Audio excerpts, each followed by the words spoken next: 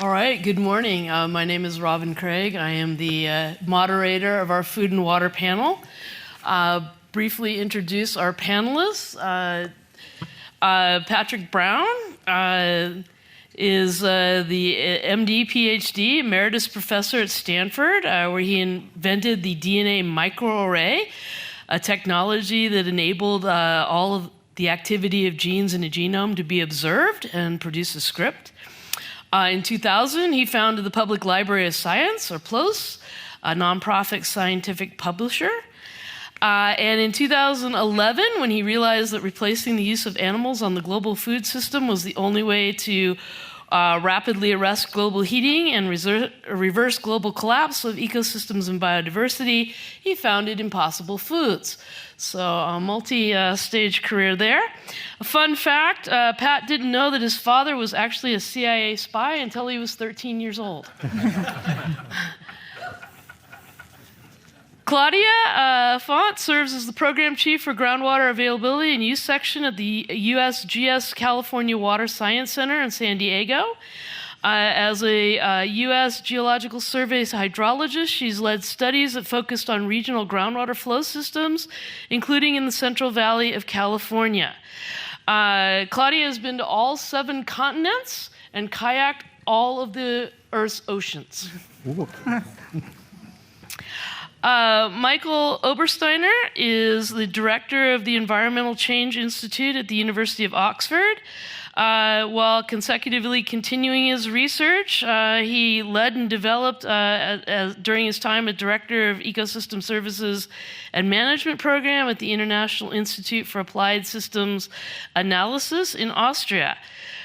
His background includes the fields of global terrestrial ecosystems and economics, and his research experience stretches from biophysical modeling of areas' ecosystems, forestry, and agriculture to economics, finance, and integrated assessments.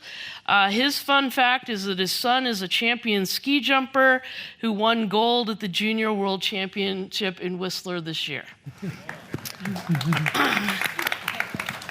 And finally, joining us by Zoom is Fran Pavley, who was elected to the State Assembly in 2000, and then the State Senate from 2008 to 2016. Her primary focus was on climate and water-related politics, and she served as chair of the State Senate Natural Resources and Water Policy Committee for 8 years. Today, she's the Environmental Policy Director of the USC Schwarzenegger Institute. Her fun fact, she was first elected to public office by serving as the first mayor of Agoura Hills in 1982, and their cabinet meeting was held at her kitchen table. All right, so that is our panel. Our goal today is to get a conversation going. If things get lively, we will let the conversation flow for about 45 minutes and then ask for questions. So Fran, our first question goes to you. Our panel is on the food-water nexus, and so it seems appropriate to ask first, what is the food-water nexus, and are there other aspects within that nexus that we should be worried about as well? Good morning, everyone. Thank you for including me, even by Zoom. Sorry I couldn't be there in person. But I've been involved in this question up in Sacramento over the years, and we get that there is a nexus. So the goal is figuring out what we can do about it, and it's easier said than done because of the politics of water, California water rights law, and the list goes on and on. So in California, about 80% of our water supply goes to agricultural production, and every time they do PPIC polls, the public is not aware of that. In periods of drought, California relies even more on groundwater, which then becomes 60% of our water supply. And I'm so glad that Claudia Font's part of your panel today because she's an expert on groundwater. And with climate change, we are seeing the volatility of the Sierra snowpack. Very unpredictable. Sometimes early melt in March and April disrupts the whole water cycle.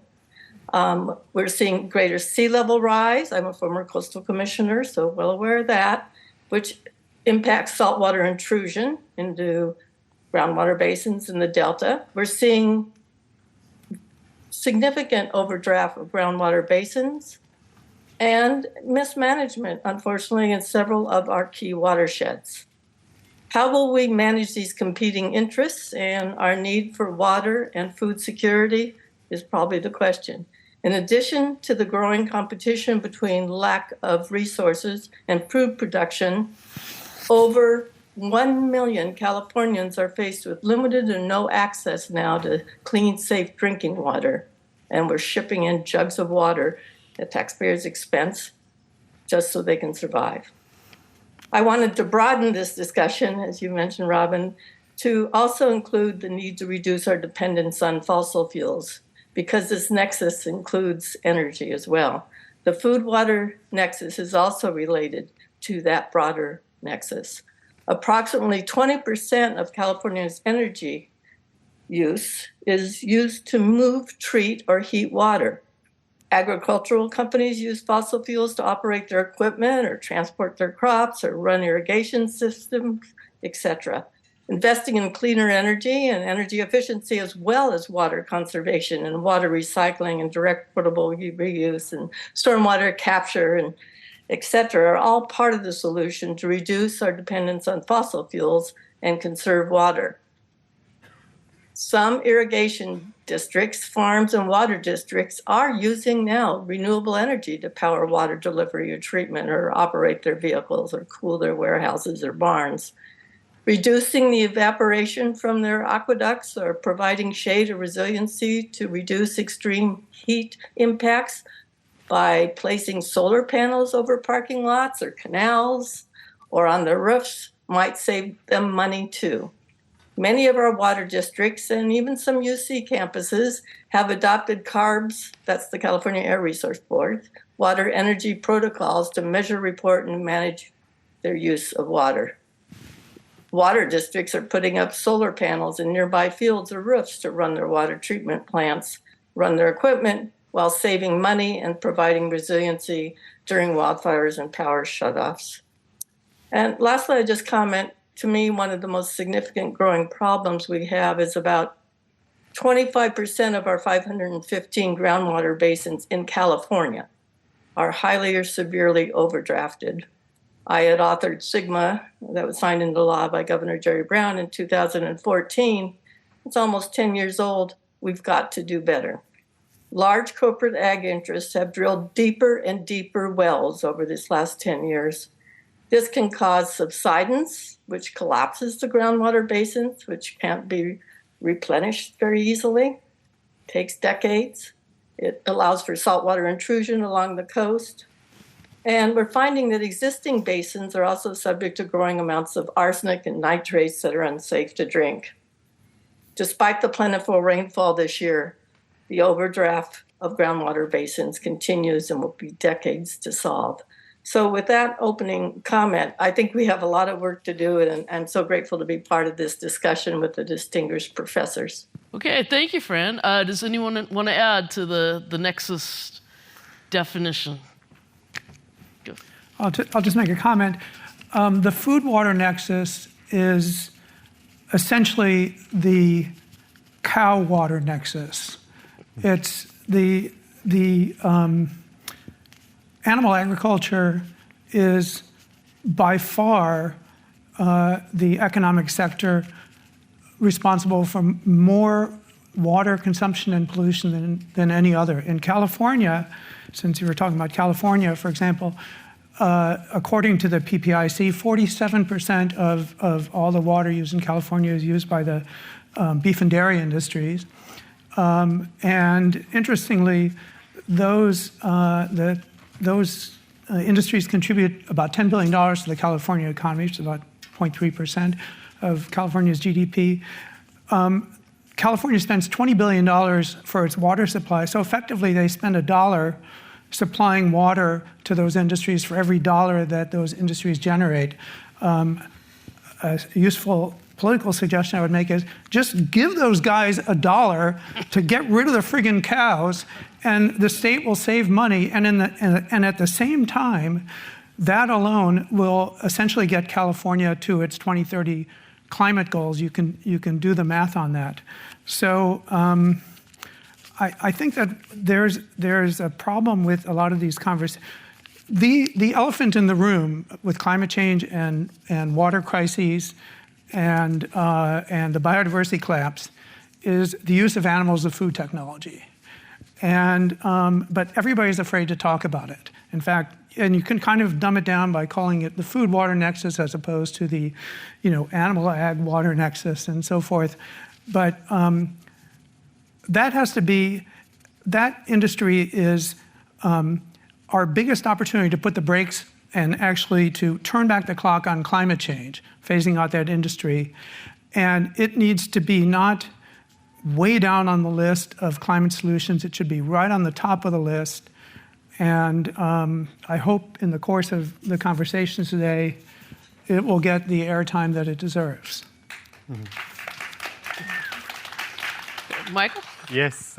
Well, I'll probably keep on drumming the same sound. Agriculture is really a world champion in so many things, and this really brings us to this Nexus question. It's not only probably the single largest greenhouse gas emitters at present, and here I take the definition of the food system overall, because if you just look at agriculture, this is probably something like 10-12%. If you take then the definition of land use change, then you are up to about 20-21%. But if you take the food system as such, including the trucks bringing the food here, then we are up to 36% already. So it's 1/3 of all of the greenhouse gases are actually produced by us eating something that is actually, if we weren't eating, we would be under existential threat. And that's, drinking and eating is existential. But it's at the same time, since there's so much land conversion involved in it, it's actually the single largest source of biodiversity destruction. In global numbers, it's also 70% of water abstracted is actually for agricultural purposes. Another kind of top ranking is it's the largest employer on earth. We have about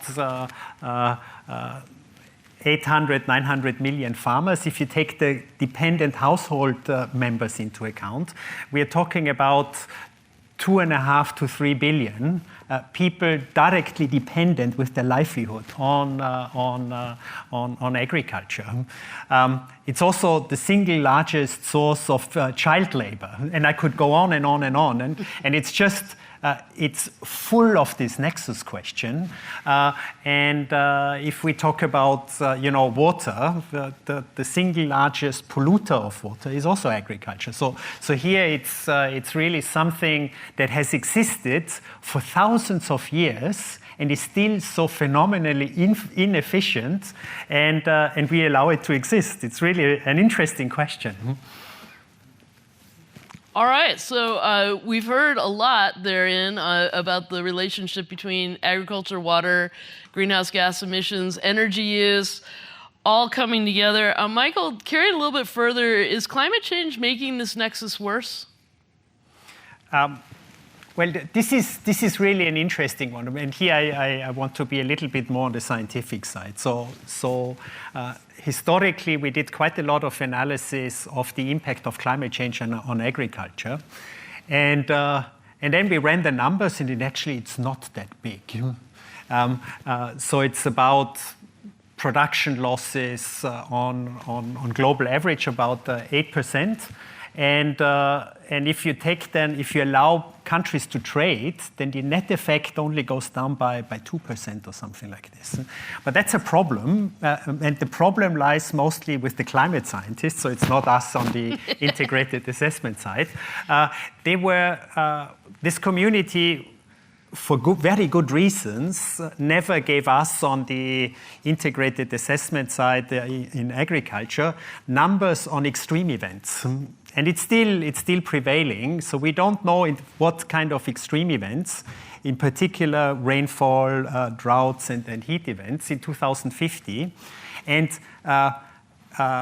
climate models were designed to make historical predictions, so basically well-calibrated predictions for millennia back.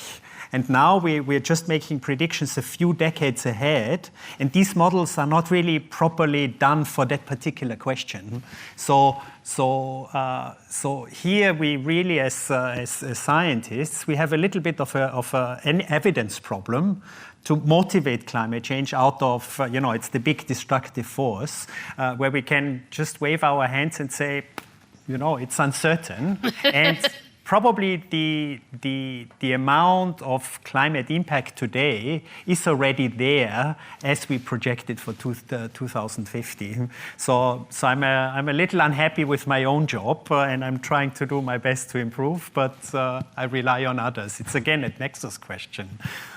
Nexus question. All right. Anybody else want to comment on climate change and the food-water nexus? I'll add a few things. And if you look back at just the water effects and the climate variability has been a big part of at least the system in California and throughout the world for a long time. They just seem to be getting more and more extreme. And I think in ways this provides us an opportunity to look at what we can do with these more extremes. If we have wetter years, is there ways we can use more of this water and use some of our storage systems? Like in California, the groundwater storage system is our largest reservoir. We've not been building surface water reservoirs for a long time, but our biggest reservoir is the groundwater system.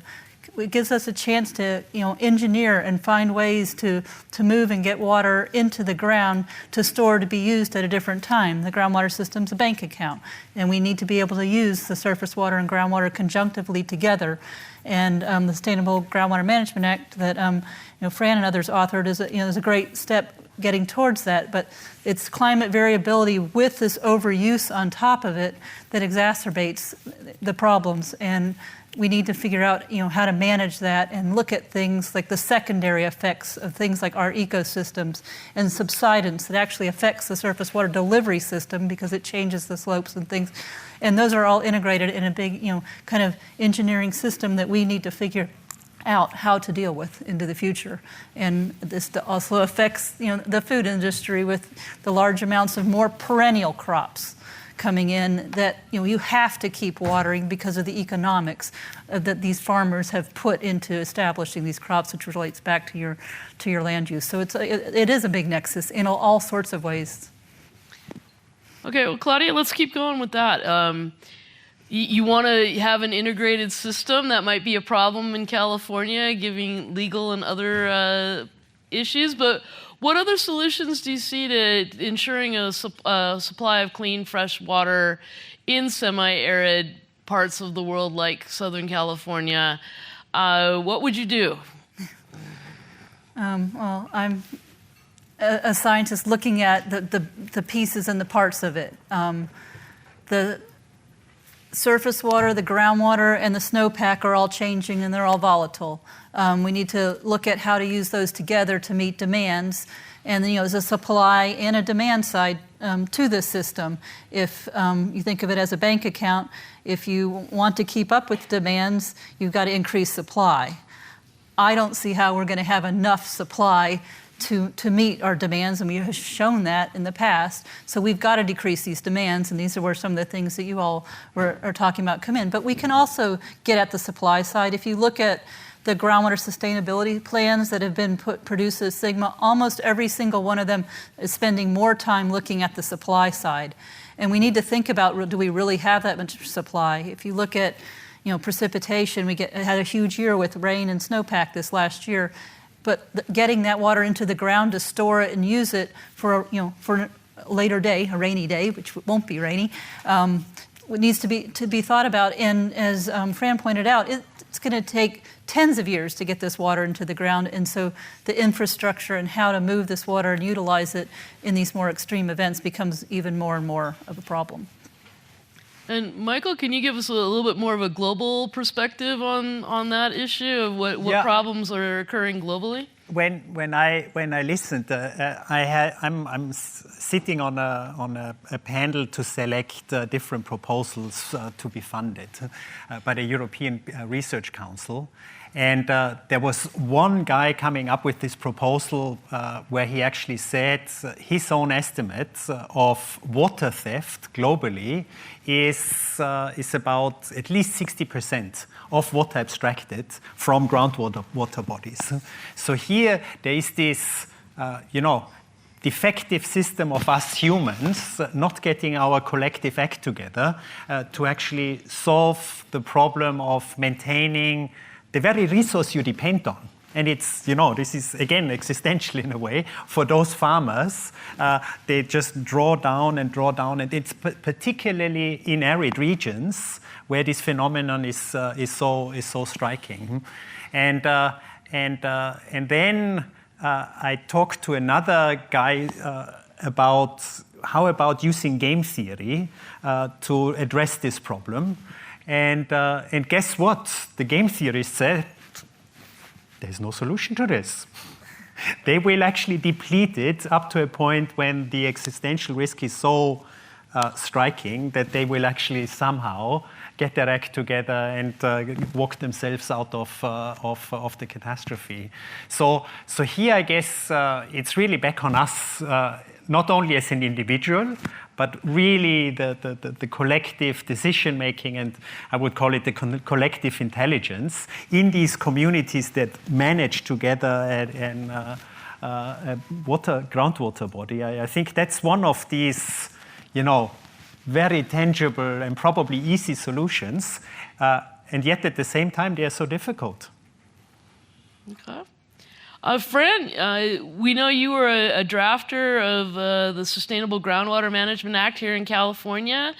You've mentioned the need to get water to people. We have a right to water in California.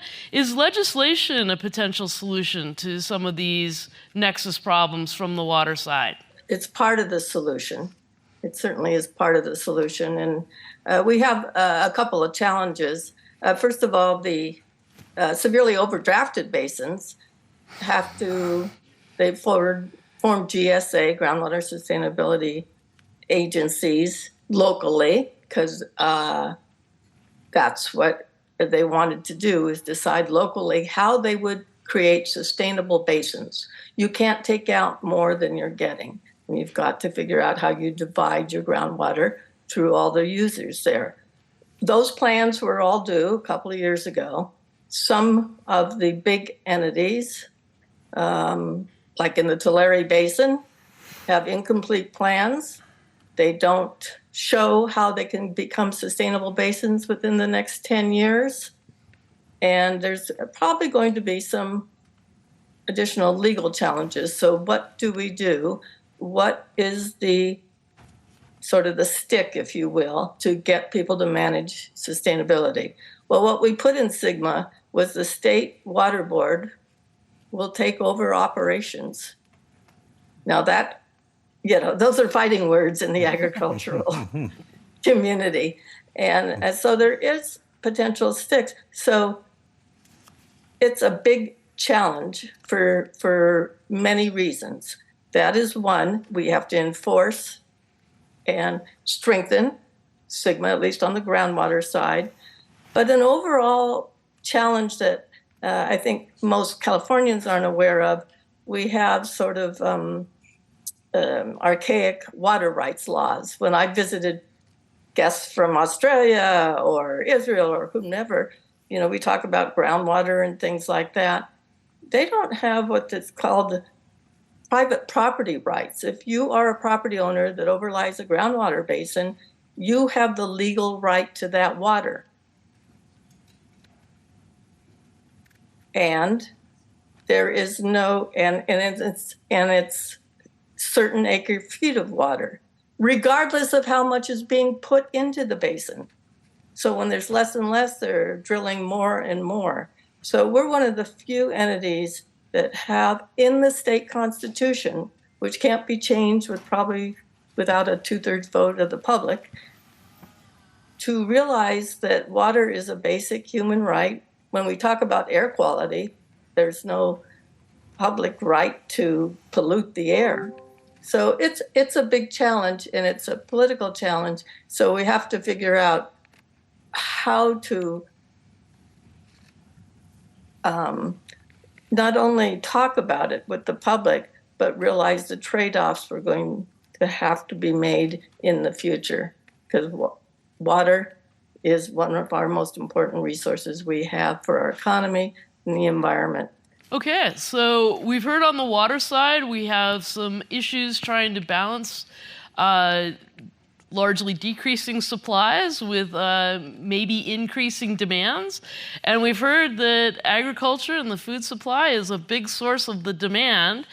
So let's flip it, and what do we do on the food side? And Pat, I suspect you have some strong thoughts on this topic. What do we do on the food side to address the water-food nexus? Can we go outside of water or just stick to the water? I'll stick to the water. No. From the whole food system, what would you do?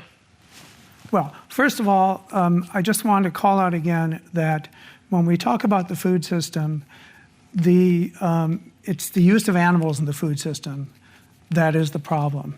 It is incredibly inefficient and wasteful.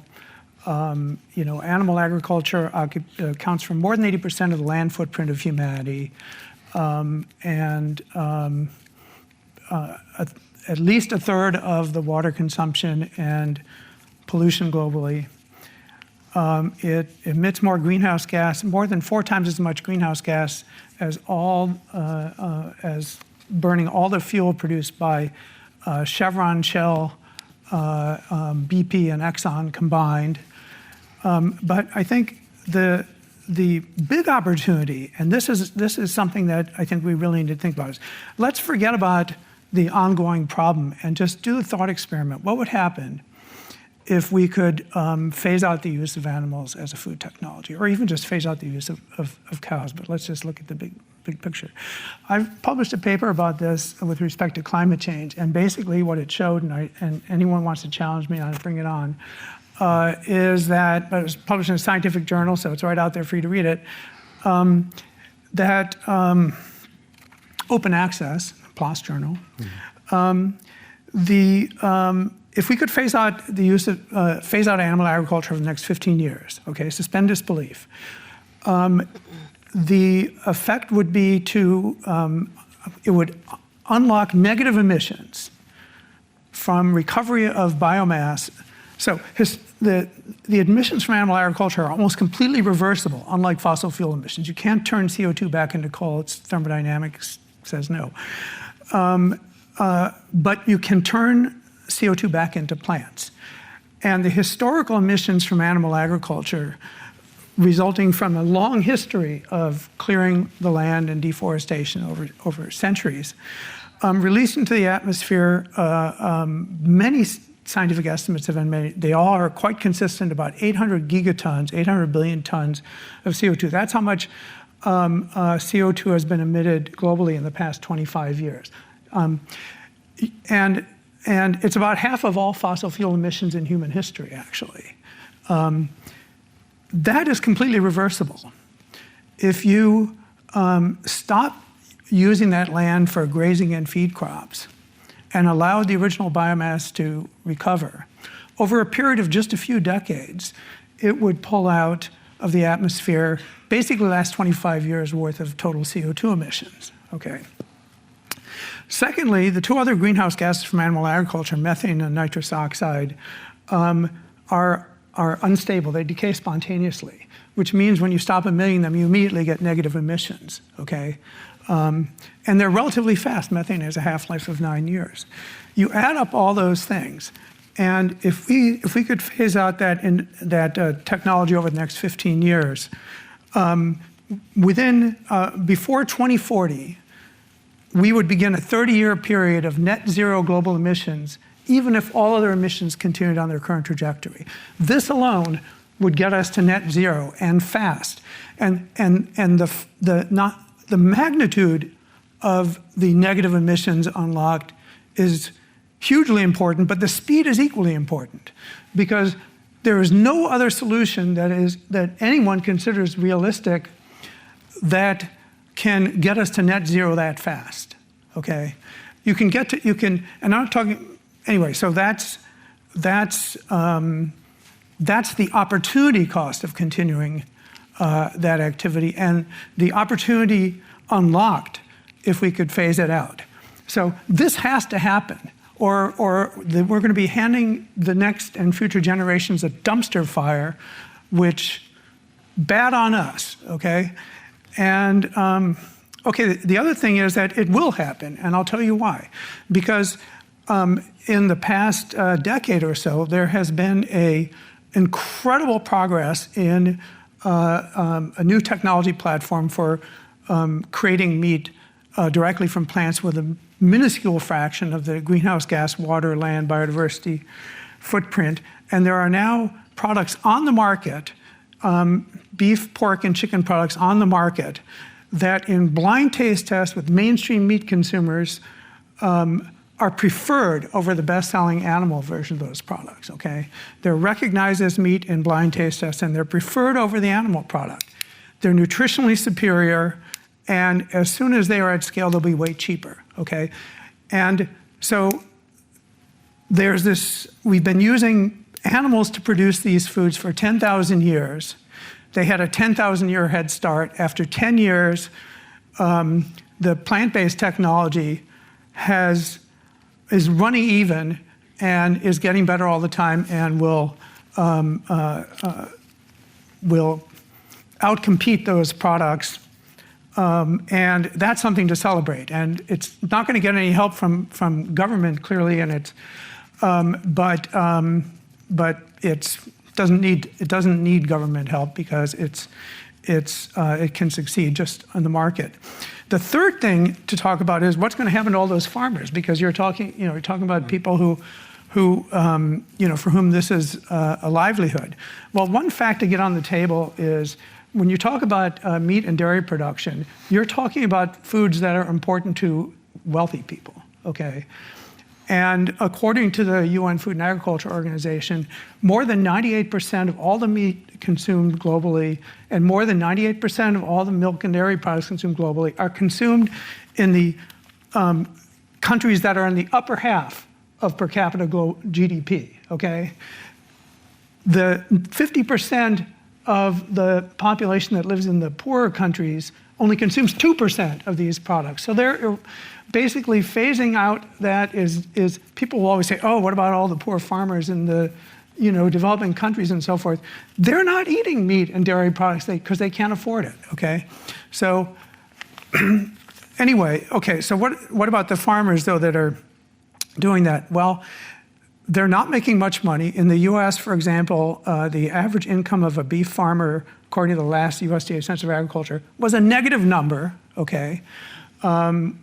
We can talk about why they continue to do it, but that's a separate conversation. But they're doing very poorly economically. In the EU, more than 100% of the income of the beef and dairy farmers, of beef and dairy industry, comes from the government. More than 100%, because the government pays their full income and covers their losses, okay? It makes no economic sense. So a simple solution would be for governments to say, okay, it's in the interest of our citizens to do something about climate change, to do something about water shortages, to do something about the biodiversity collapse, which is probably an even bigger threat to our future than climate change, which is almost entirely due, as you said, to the use of animals in the food system. And that would be simply to pay these farmers to, instead of basically covering the land with cows, I'll point out interesting statistics. The cows on Earth outweigh every remaining wild mammal, bird, reptile, and amphibian living on Earth by more than a factor of 15, okay? They outweigh every remaining mammal, bird, reptile, and amphibian by more than a factor of 15, okay? That's a big part of why there's a biodiversity crisis. Pay them to stop doing that, okay? It will be essentially, paying the beef and dairy industry to stop doing that in California would cost 0.3% of California GDP, okay? A fraction of the California budget. And it would be the single most impactful thing you could do to turn back the clock on climate change, literally turn back the clock on climate change because of reversible emissions, and and largely solve the water crisis and the biodiversity crisis. You would still need to have Californians eat impossible products, because otherwise the stop production here would just be sourced from somewhere else. Yes, no, that's why that's such an important. Well, it doesn't have to be impossible products, but more power to you if you choose that. But there's a whole industry developing that's further advancing the technology for plant-based food production. And like I say, it's structurally cheaper because less land, less water, less agrochemicals, less fertilizer, less farm labor means cheaper, more affordable products for people. Like I say, they're already in blind taste tests more delicious, they're nutritionally superior. I think that it's just a matter of time before the market will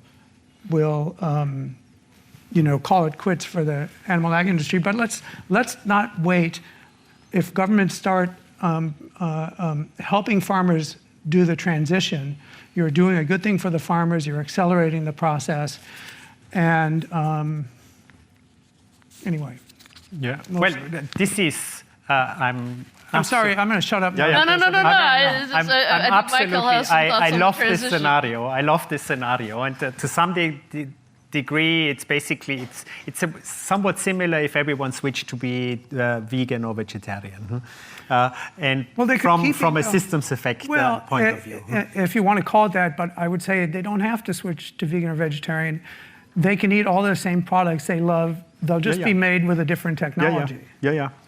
And we calculated very much the similar numbers.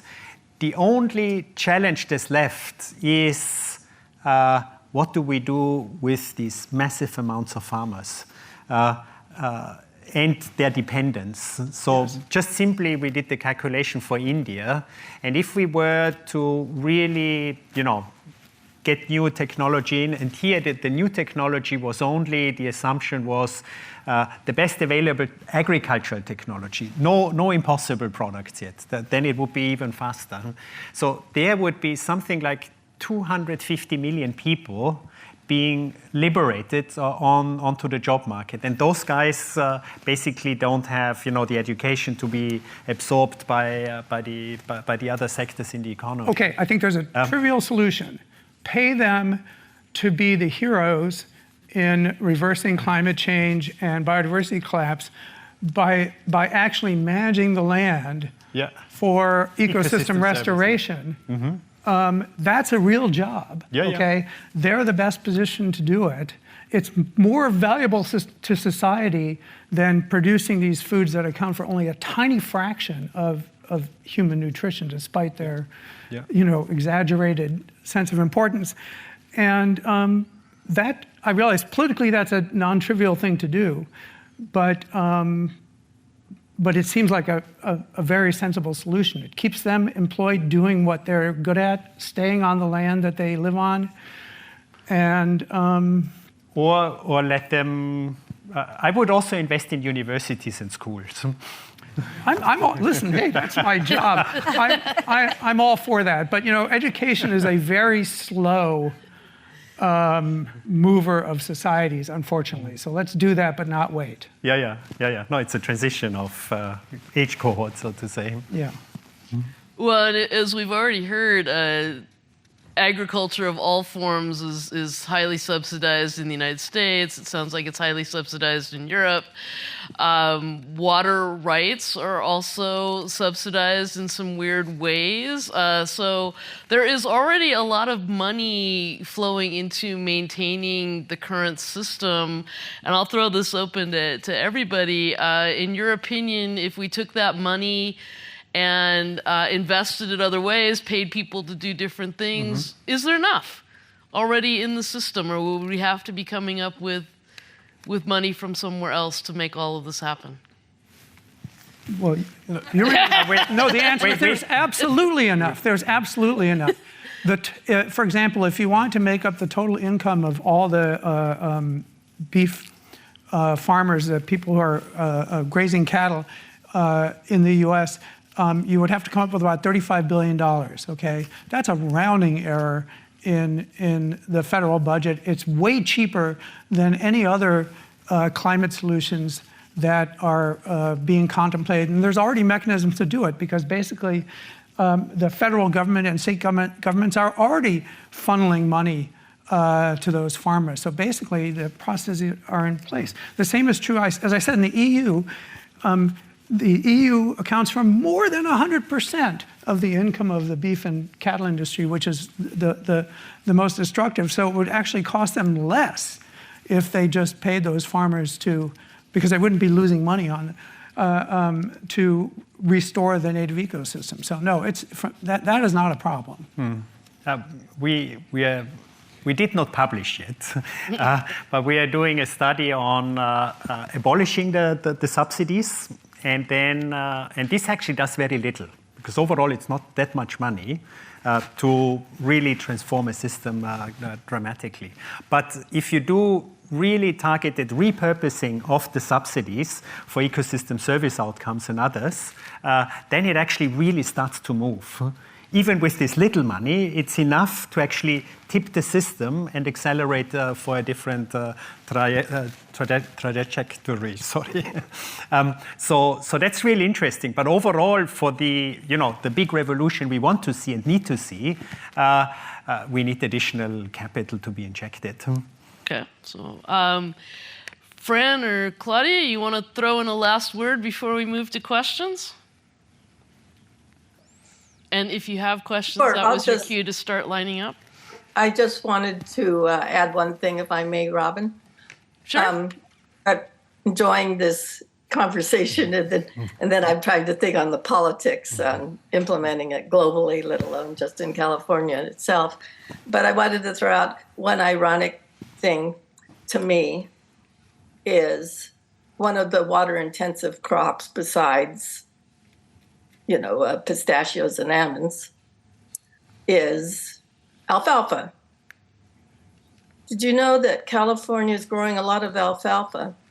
Yeah, not just for our beef cattle or dairies, but we're shipping it to Saudi Arabia, who's not allowed to use water out of their own groundwater basins. Mm-hmm. So these solutions are global in nature because people will shift who grows, and that's not going to help us with the climate problem in the long run. But I just find that so ironic on whether you could legally prohibit shipping products like alfalfa to foreign countries and exporting them if we're cracking down in our own state. Mm. Can I add here? There's a really interesting cascading effect. So Saudi Arabia was once the sixth largest barley producer in the world to feed their own animals and exporting it. And then they polluted their own groundwater bodies with nitrogen. And then it took quite some time till the experts were allowed to tell the king. And once the king heard about this, he immediately stopped. And this explains why California now is actually exporting alfalfa to Saudi Arabia, making up for what they produced themselves earlier, but actually had to stop because of water pollution. So here, this is the Nexus cascades of effects. Yeah, we're effectively exporting water from our depleted water resources to Saudi Arabia. So. Yeah. And other places Figure that as one well. out. And yes. other places, yeah. So it all comes together. You're supporting water supply for Saudi Arabia. So you do a good thing in that way. So we've just elevated the nexus from domestic to international, and we have questions. So, great panel. Thank you very much. In terms of the subsidies that the farmers receive and the chances of moving the ball on that front, politically, it seems like this would be a really big lift because of what I would call the woo-woo factor. Vegetarianism, efforts to change the industry are politically fraught, I think. Is there a role for foundations or some source of public education campaign that might move the ball on that front? Well, I would say absolutely yes. I mean, I'm actually have a kind of a nonprofit activity which is intended to move the ball on that front, which is effectively a demonstration project / experiment of converting a cattle ranch back to a native ecosystem and tracking and reporting the carbon capture and biodiversity consequences of that and so forth. I think my feeling is that because to be honest, most people have no imagination, the most effective thing to do is demonstration projects to help people imagine what the world would be like if we made some of the decisions that they don't contemplate, or for that matter, to help them imagine what the world would be like if we don't. Yeah. Like, what does the world look like if as Professor Lee was suggesting, in 2300, where sea level rises 50%? It basically means New York City, Philadelphia, Boston, the entire state of Florida and Louisiana, all of Bangladesh are underwater.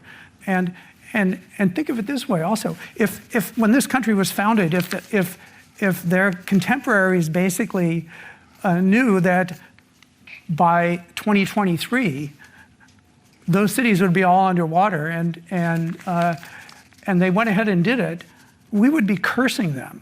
Okay, well, that's what's in store for us in 200 years. Sorry, I want to. Can I comment on this? I think it's really fascinating because the way we eat is not good for us. You know, obesity and many other problems, and we are destroying the planet at the same time. We're completely schizophrenic in that way because, you know, if we were eating properly, we would look different and our environment would look different, and no one is allowed to say it, and especially not the government. So especially the philanthropic sector is really one of those who can step in and really do that job and resolve this schizophrenia we are all living in, because they are the only ones who, and to some degree they're quite active already, but by far not so strongly. I think being much more aggressive and using simple language to basically say, you know, these industries are a disaster, this food is unhealthy for you, stuff like that, which yeah, I think that would be a great philanthropic endeavor. Yeah, would also help Impossible, I guess. Trust me, I'm not doing this for the money. No, for sure not. Just joking. Next. Yeah, thank you. It's a very informative panel. Some of the things I agree with, some of the things I don't agree with, and you know, it kind of expresses my frustration as a pollution control engineer. You know, you talk about water, you know, and food, but what's missing is energy and base load, you know, lots of cheap energy, because, you know, without water, without energy, nothing's going to happen. I guess that's more of a comment. One of the things that I've always been curious about is someone mentioned projects. I mean, instead of foundations, how about having government come in with those subsidies, create a investment fund, you know, with whatever types of rules and regulations are needed so that the system's not gamed or cheated, but allow antiquated plants and facilities to upgrade the pollution controls that they presently have. A lot of times these facilities were designed 50 or 100 years ago with none of the environmental regulations of today in mind. What keeps them from doing that, and the earlier opening speaker alluded to it, is the cost of making these improvements, and business isn't going to do it. But at the same time, where you find a lot of emissions, as you also pointed out, you also find a lot of jobs. So shutting down operating businesses and industries isn't necessarily a full spectrum solution either. Okay. Friend, do you have any comment to that? Sure, I'll just piggyback on that. The investment fund strategy is always good to build incentives for businesses to shift doing what they're doing, whether it's energy efficient cars or whatever it is that tends to work, and rebates and things like that. There is growing interest in starting green banks for that purpose with favorable lending rates. But I wanted to point out to your listeners' attention, the legislature will, between now and late spring, be working on final wording for a proposed climate bond on the 2024 ballot in November. And those kinds of suggestions might be in there. There's steps in the right direction. It's not, it's not going to be the full global solution that many of you know we need to go to. But how can California at least move forward? And I think your recommendations to legislators and smart investments may help. Okay. And as the lawyer moderator on the panel, I will also note there are some very perverse incentives in certain of our environmental statutes with regard to energy that we should probably fix as well. All right, next question. Hi, thank you so much for being here with us today. I'm actually traveling to Dubai in December as a credentialed observer for COP28. And so I'm ramping up right now. The vision was just released by the president today. And obviously there's a lot that will be discussed at COP28, but one of the things I'm excited to be a part of is this conversation on the food and water nexus. And so thinking globally about this topic, do you have words of wisdom, notes of concern, or things that you're hoping to see at COP28 as these countries come together to negotiate potential solutions? Mm-hmm. The presidency, the UAA, has 3 pillars, and one of the pillars is actually food and water. So there, it will be a big topic. And what you can do, we probably need to have a private conversation. Okay. Next. Hello, everyone. My name's Chris. First off, thank you all for sharing your unique perspectives. It's very much appreciated. So I'm an MBA student, but I spent around half a decade on Wall Street as an equity analyst and a banker. So some old habits die hard. Question for Pat. So Wall Street loves Impossible Foods. I'm just trying to figure out how much. So you mentioned that technologies will naturally improve over time. So how exactly would you pitch this to an institutional investor? Happy to chat offline too. I've had to pitch this to sort of earlier stage investors and stuff like that. But I think that the fundamental value proposition is that there's no scenario in which we have a planet that we want to hand off to the next generation without a dramatic reduction in the scale of the use of animals as a food technology. There is the market at the wholesale level for animal products is worth, last I looked, $2 trillion globally. It's probably soon closer to $3 trillion, okay? That's a ton of money, okay? That is right now being served by this prehistoric technology. When we have proven technology that after a relatively small number of years has already, by the most meaningful criteria, is already outperforming the pre-existing technology, okay? And the amount of money that's been invested, although there's been quite a bit of investment, it's a fraction of a fraction of a fraction of the money that's been invested, for example, in energy technologies and so forth. So I think the return on investment to those, if you can accelerate the development of the technology and the scaling. So scaling is the most costly part of this because you're building an entirely new industry.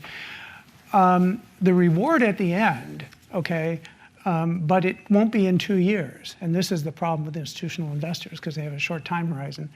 But investors that are promising to deliver to their customers long-term returns, nothing will come close. I mean, you're talking about a step function change in an industry that's serving a more than $2 trillion market. There's nothing comparable.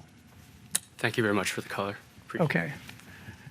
If you want to coach me on pitching that, I'd be happy to welcome advice. Talk offline. I don't understand investor psychology, to be honest. Catherine. Hi, I'm Catherine. Thank you for the panel. I just kind of had a question thinking about how we need to shift to healthy and sustainable dietary patterns. This is something we need to do. And asking people to change what they eat is very difficult for a wide range of reasons. But I guess one thing I really struggle with thinking through is how are we going to do this given that the animal agriculture industries in the US still hold quite a bit of financial and political power. And I was wondering if you have any thoughts on that situation and if you see any shifts in the future or other ways to still make progress. I know it was mentioned shifting subsidies around, but I was wondering if you have any other thoughts on that. My wish that you become more successful. That's one thing. Well, we share that wish. Yeah. In the sense that you have these competing technologies that outcompete the traditional, how did you say it, archaic technology? Prehistoric technology. I think that's one part. And the other part, as you said, is really getting the consumer in co-evolution with these technologies such that you basically generate very quickly these stranded assets. And then we only have this social problem to solve. But I think that, sorry, I didn't. No, you go ahead. Go ahead. Yeah. An interesting thing about it is that, so that industry has a lot of power. Basically, the people who are making money in the animal ag industry is the slaughter cartel, okay? It's not the farmers. The farmers are doing pretty terribly, actually. And I've talked to a lot of, farmers and ranchers and stuff like that. And they have no love for the slaughter cartel. They feel like they're just getting the short end of the stick. I don't think anyone loves this. Outside of their immediate family, I don't think anyone loves the slaughter cartel. I mean, they don't have a tremendous... There's a huge amount of sympathy for the farmers, okay? Of course there are. And the farmers are just trying to make an honest living, and no one should hate them for that. You can hate the slaughter cartel, I certainly do. But what I would say is that if you can find a way to enable them to make a good living by doing something much more valuable for the world, which is restoring the biomass and the healthy ecosystems on that land that we desperately need to solve climate change and the biodiversity collapse, it would cost a negligible amount of money because they make so little money. The farmers do. And the ironic thing is, then you would suddenly have, I think, this notion that rural communities, would hate this kind of change. Every farmer I talk to, basically, all they care about is figuring out a way to keep their land and make a living from it and so forth. If they could be making a better living doing something that society values and so forth, I think suddenly all those, highly rural states would be the biggest advocates for that change. And I think that would be quite an interesting political step function.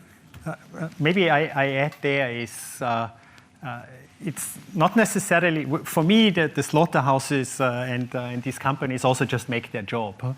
When you go a little further, it's actually, again, the capital market guys. If you put yourself into their shoes and actually see that there's competition going on, that the young cohorts are starting to eat differently, I would not give them any money as a long-term investor. However, the system, as the financial system is constructed at the moment, it's still a good thing to invest into those companies. So we need to make capital think a little differently by changing the regulation of the banking sector. That's something very silent, And the industry does it itself, but it's very powerful. Thank you.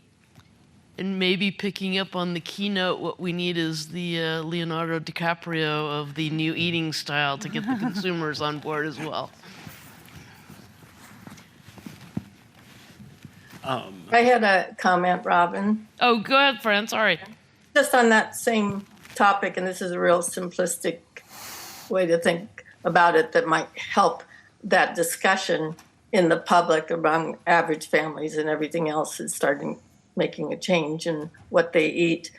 I found that if, for example, in the K-12 public school system, you're requiring school lunches to be serving these better, healthier foods for the student, they grow up used to it. That's what it really makes a difference. And so many kids now are getting both breakfast and lunch year-round from the public school systems. So we're subsidizing that anyway. Maybe we can do a better job doing that. And also, I look at the USC cafeteria things.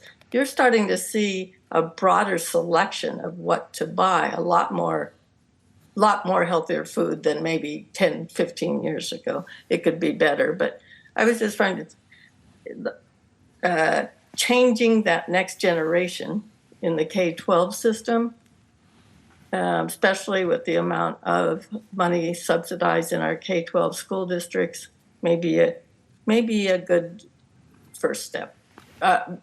One of the many steps we would have to do, but that would be one suggestion. Okay, thank you. That actually kind of goes into my question, is that a lot of the talk seems like it's really good for investment bankers or people in this room or people in government, but how can you go to somebody in like a 4-H or FFA program who's growing up, their parents were ranchers, their grandparents were ranchers, and while their parents may say, hey, I just want to make money, their kids are saying, oh, I want to be a rancher like my parents, my grandparents, and just continuing the cycle, because like I've spent a lot of time in the Central Valley. A lot of these people, their parents are like, we don't want to do this anymore, or we want to get out. But their kids only see that and say, oh, this is what we want to do, because our parents have done it, our grandparents have done it. Like, how do you make a culture shift rather than like an economic or logical argument? How do you make like a cultural argument to get them away from like beef raising?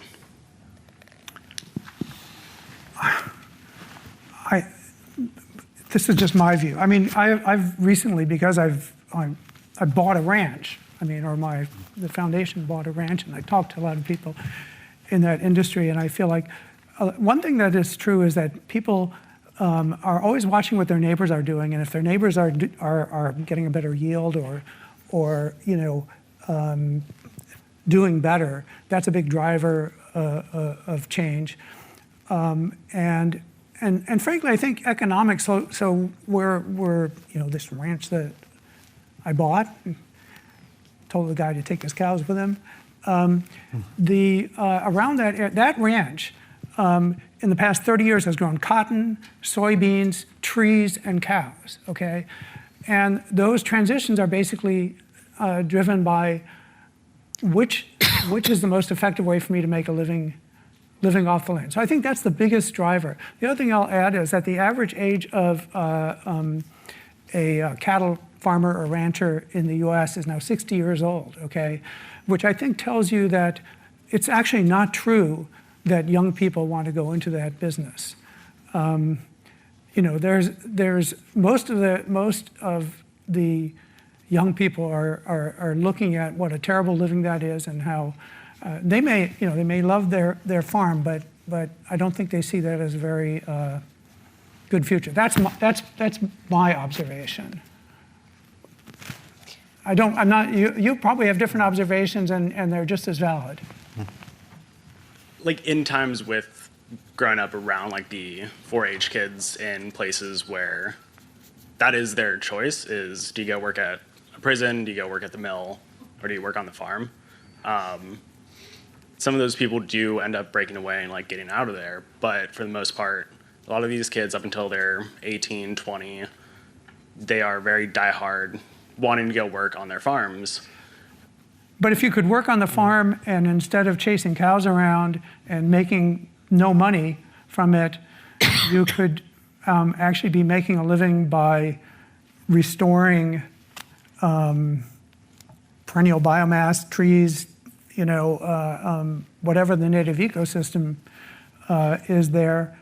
That's working the land. That's making an honest living by working on your land. And something that society values, I would say, as much as whatever you get from a cow. And would you not say that? I mean, No, I agree with you. Last time I had a conversation with somebody who was like this, they just started yelling. So this is the farthest I've gotten because they're just so proud of like what they did. Granted, they're not like thinking it very logically all the way through, and they're just like, no, this is what my family does. And that was, 4 years ago. So maybe times have changed more than I realized. I think the thing, so I've given 2 seminars at the University of Arkansas in their food department, which is basically the meat department in Nebraska, the University of Nebraska, I should say. Okay. And also talk to the people locally where this ranch is, which is in Arkansas. And their visceral reaction is, you're attacking us. But if you can have a respectful conversation with them, I think that my experience has been you can walk away having, a meaningful exchange of ideas, basically. And frankly, yeah, so I think there is a visceral reaction because in general, if you're saying, hey, you know what, I'm raising cattle and you're telling me that's a bad thing, well, fuck you. But if you can continue that conversation, I think in a respectful way, I think there's progress to be made. Thank you.